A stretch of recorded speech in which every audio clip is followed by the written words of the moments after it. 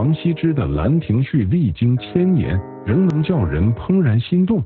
那些字里行间的枯润转折，看似随性，实则暗藏吞吐山河的笔墨玄机。影片中将深入剖析书法10变之奥秘，书法中的10种变化。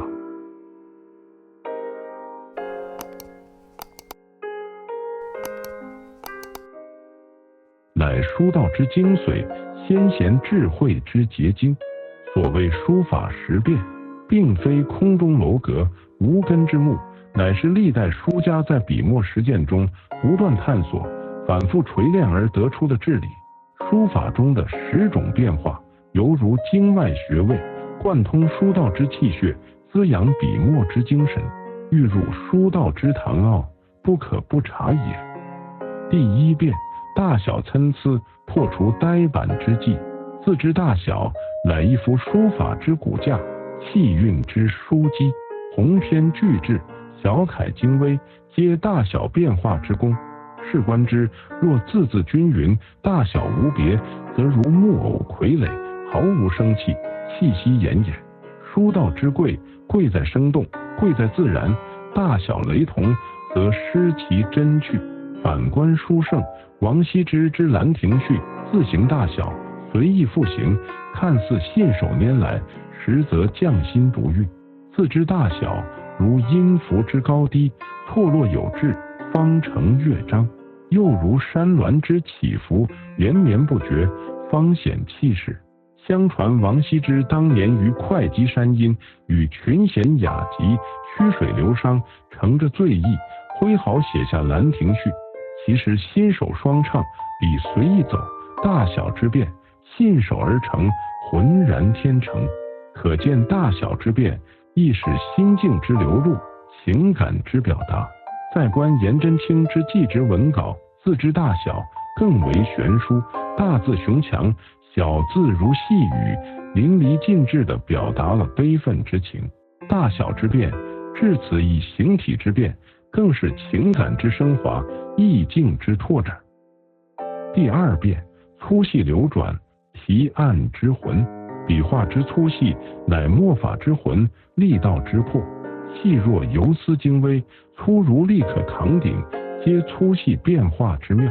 如颜真卿祭侄文稿，用笔沉雄浑厚，力透纸背，笔画如锥画砂，力道十足，细的笔画如钢丝缠绕，境界内涵。粗细相间，如金石错落，铿锵有力，尽显其忠烈之气。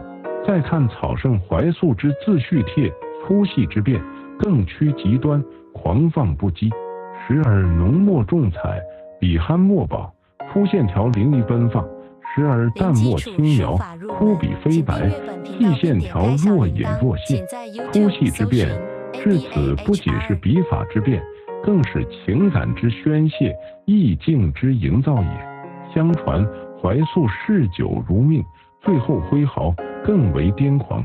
他常于酒酣之时，信手狂草，笔走龙蛇，一气呵成。又传怀素家贫，无纸可练，便遍植胶树，以胶叶代纸，日夜勤加苦练。其最后之狂，其苦练之勤，皆成就其草圣之名。粗细之变，犹如乐器之强弱，节奏之缓急，赋予书法生命的律动，情感的张力。学书者务必勤加练习提按，体悟比例之轻重，墨色之浓淡，方能妙笔生花，粗细自如。第3变，宽紧变化，空间之韵。字之结构，笔画之疏密，皆宽紧之范畴也。书可走马，密不透风，宽紧相济，方显章法之妙。观礼服之蜀素帖字体结构，宽博疏朗，气度恢宏，如长江大河，奔流不息。然其笔画却紧密内敛，力道凝聚，如绵里藏针，外柔内刚。宽松之结构与紧凑之笔画相得益彰，宽而不散，紧而不拘，疏密有致，妙趣天成。再看赵孟俯之胆巴碑字体结体，端庄严谨，法度森严，如宫廷楼阁，富丽堂皇。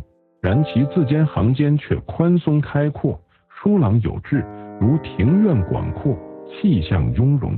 紧密之结体与宽松之不白相互映衬，紧而不促，宽而不散，庄重典雅，雍容大度，米芾其人，性情率真豪放，人称米颠，作书毅然，纵情挥洒，不拘一格。而赵孟頫则性情温文尔雅，博学多才，其书法度严谨，雍容典雅，人称赵体，影响深远。二人书风各擅胜场，皆为宽紧变化之妙用。宽紧之变，犹如棋局之疏密，文章之详略，赋予书法节奏之韵律，章法之气度。学书者务必胸怀全局，审时度势，于结构处求紧密，于不白处求宽松，方能运筹帷幄，宽紧自如。第四变，左右跌宕，形气如醉拳，字之姿态，笔势之揖让，皆左右变化之体现也。左顾右盼，摇曳生姿，左右呼应，气脉贯通，方显形气之妙。观黄庭坚之松风格诗帖字体姿态，七策多姿，左右摇曳，如清风拂柳，婀娜多姿，然其形气却连贯流畅，一气呵成，如行云流水，一脉相承。自知七策与行之连贯相辅相成，七而不怪，策而能安，摇曳多姿，气韵生动。再看苏轼之黄州寒食帖，字体信手挥洒，率意而为，如天马行空，任性所致，其字间却揖让必就，顾盼生情，如高山流水，应和成趣。字之率意与字间之呼应相互映衬，率真洒脱，意趣盎然。黄庭坚曾言，字中有笔，如人称舟，道出其左右变化之要诀。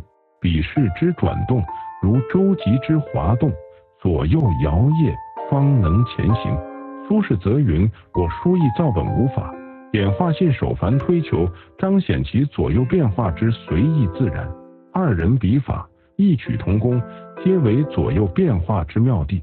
左右之变，犹如舞者之身姿，乐曲之旋律，赋予书法节奏之跌宕，行气之流畅。学书者务必眼观全局，笔随意走，于笔势处求揖让，于字间处求呼应，方能笔端一连，左右逢源。第五变，浓淡幻化，墨分五色绝。墨色之浓淡，乃墨法之精髓，层次之关键。墨分五色，浓淡相宜，方显水墨之韵。观董其昌之画禅式随笔，墨色浓淡相宜，层次丰富，如山岚清晰，云雾缭绕。浓墨处沉稳厚重，淡墨处轻盈秀雅，墨色空灵，浓淡相间，如水墨渲染，层峦叠嶂，清润空灵，意境深远。再看王铎之拟山园帖，墨色率性自然，变化莫测，如骤雨初歇。其浓墨酣畅淋漓，墨色厚重，淡墨枯涩飞白，墨色苍茫，浓淡枯湿，交融并济，变化万千，气势磅礴。董其昌倡导墨分五色之说，精研墨法，以墨之浓淡分层次，显空间，创意境。王铎则不拘泥于传统，勇于创新，创掌墨法，墨色淋漓自似，酣畅痛快。二人墨法各擅胜场，皆为浓淡变化之妙用。浓淡之变，犹如绘画之色彩，音乐之旋律，赋予书法墨彩之丰富，意境之深远。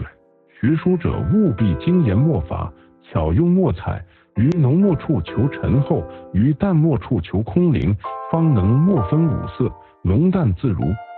第六变，润枯变化，极致之境。墨之润泽，笔之枯涩，乃墨法之情，笔法之趣也。润含春雨，枯如秋风，润枯相生，方显笔墨之韵。真书法度严谨，结构谨严，如立定铁锚，稳如泰山。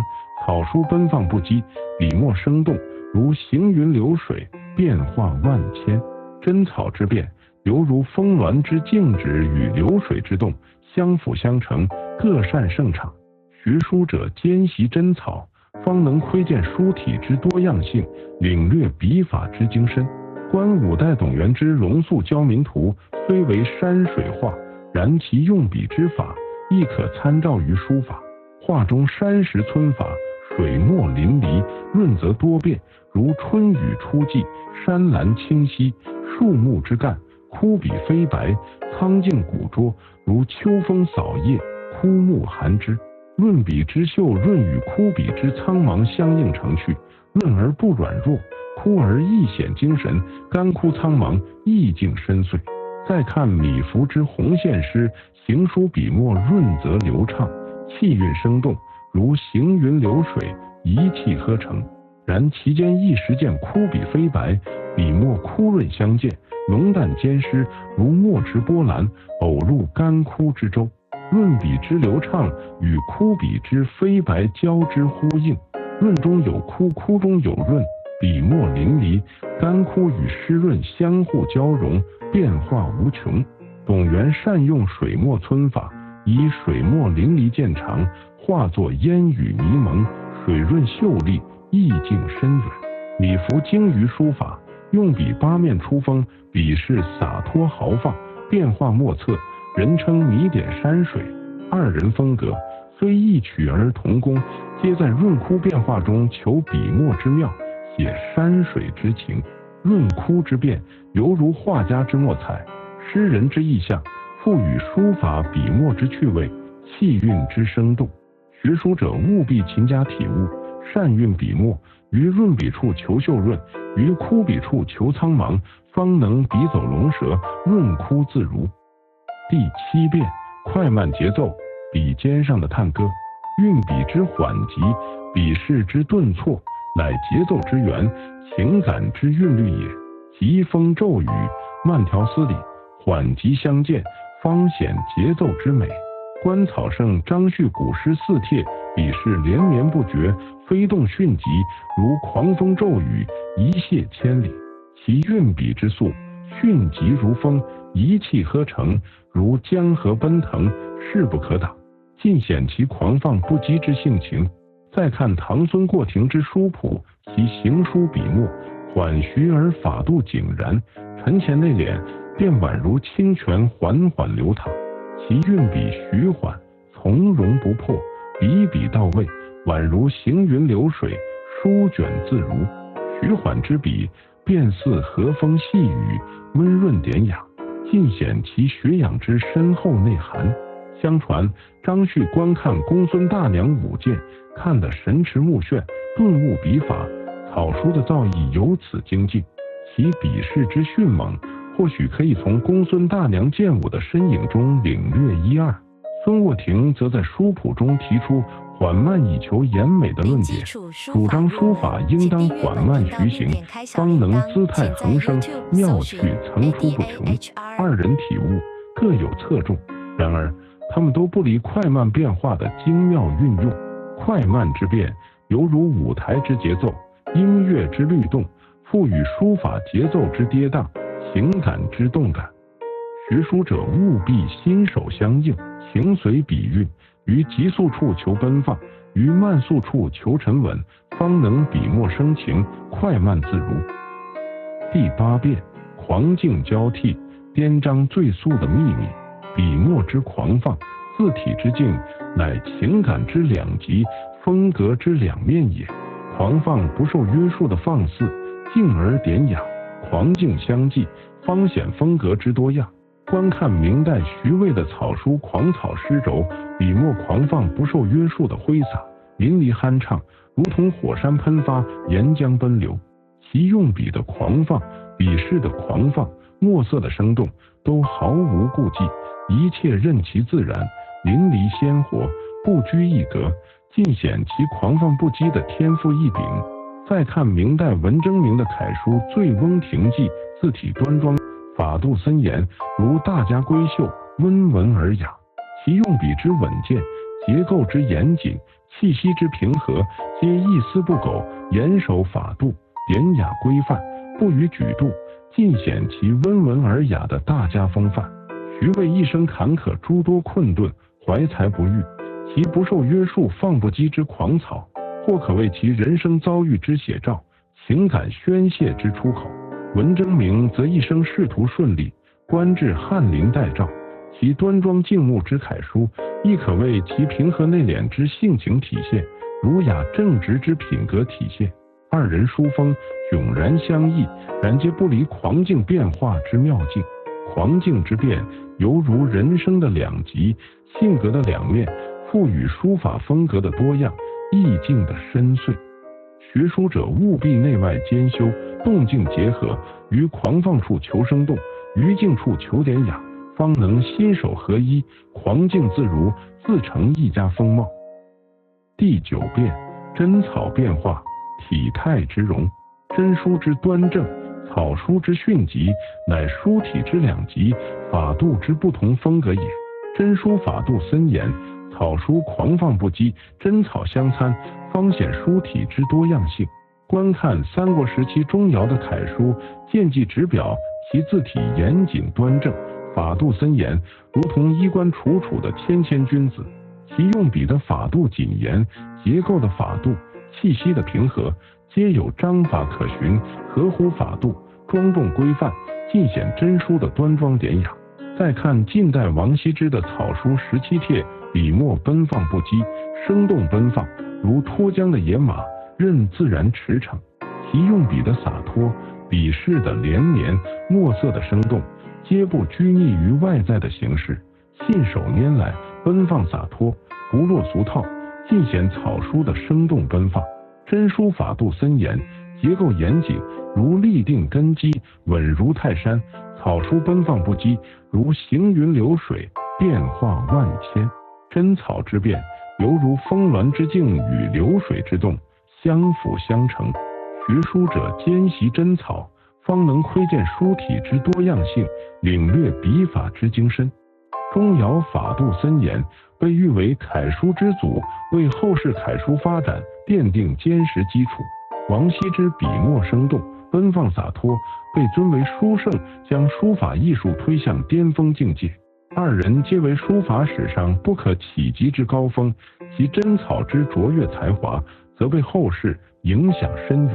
真草之变，犹如人之正反两面，书之阴阳两极，赋予书法体格之多样，法度亦显多样性。学书者务必兼善真草，融会贯通，于真书处求法度严谨，于草书处求生动活泼，方能法古出新，真草运用自如，开拓书道之新境界。第10变，危安相倚，礼服的险中求。结构之危险不稳，重心之安稳，乃形态之险峻与平稳，既是一成雄浑与沉静之象也。险象之中寻求生机，安稳之内蕴含灵动，危险与安稳相辅相益，方能彰显形态之神奇。观宋徽宗赵佶之瘦金体千字文，字体结构纤细挺拔，骨感劲俏，形态呈现危险清澈之势，如悬崖峭壁，岌岌可危。其笔画之锋利如刀，棱角分明，力道内敛沉潜，又细劲挺拔，如利剑出鞘，形态险峻奇峭，气息严谨肃穆，令人观之胆战心惊，尽显危险清澈之奇诡形态。再看宋苏轼之行书《黄州寒食诗帖》，形态自然朴拙，重心稳如泰山，如磐石卧于地，坚不可摧牢固。其结构之自然，用笔之厚重，墨色之沉稳，皆浑然一体，尽显安定平稳之大气形态。形态险峻，严厉刚劲，紧紧抓住目光，犹如剑走偏锋，出奇制胜，形态安稳，有如厚积薄发，坚如磐石。危安之变，犹如悬崖峭壁之险峻，与平原沃野之宽阔，相辅相成。各具千秋，习书之人善于掌握危安之变，方能掌控形态之平衡，创造气势之万千。赵佶对艺术的狂热痴迷已深入骨髓，所追求的是纤巧精致之美学，其受金体形态之险峻不稳，或可谓是其审美理念之体现，形态上的创新体现。苏轼则主张书法应自然天成，强调内在自然韵律与字形结构的统一，其行书结构之安稳平衡，亦可谓是其自然审美之反映，沉稳人格之外化。二人书法形态风格截然不同，然皆不离微安变化之精妙之理。微安之变，犹如形态之平衡术，笔墨之阴阳之道，赋予书法形态奇险与端正之美，气势之雄浑与刚强。习书之人务必用心领悟形态之势，巧妙运用结构，于危险之处寻求生机，于安稳之处寻求灵动，方能形态险峻而中心重心稳固，微安之变运用自如，妙造自然天成。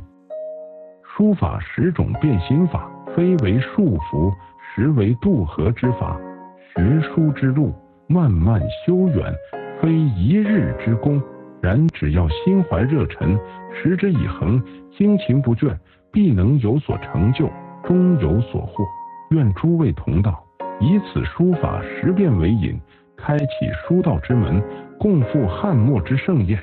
请订阅频道，追踪更多优质的书法内容，与您一同畅游书海，乐在笔墨。更期盼在评论区看到您的踊跃留言，真知灼见。感谢您的支持。